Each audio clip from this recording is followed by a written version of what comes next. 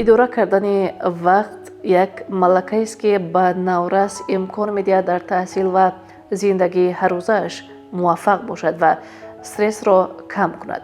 برای آموزاندن این ملکه اولا نورس باید ارزش وقت را درک کند.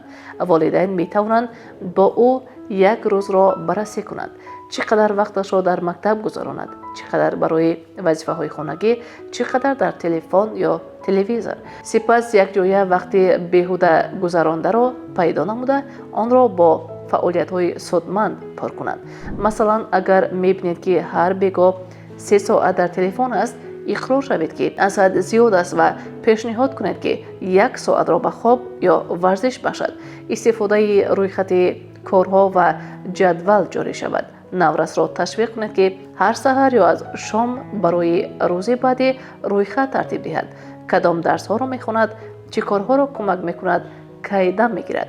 خود والدان میتوانند نمونه باشند، مثلا با آویزان کردن جدول کاری هفته‌ایانه در یخدان یا دیوار که هر عضو خانه می‌داند نقشه دیگران را. همچنین تأخیر ناپسندی را محاکمه کنید. بفهمانید که با تأخیر گذاشتن وظیفه ها فردا کاری بیشتری را می‌آورد.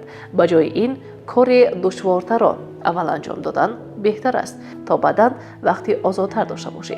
با مرور وقت نورس می‌آموزد که چطور افضلیت گذاری کند و توازن تحصیل، کارها و استراحت را نگاه دارد.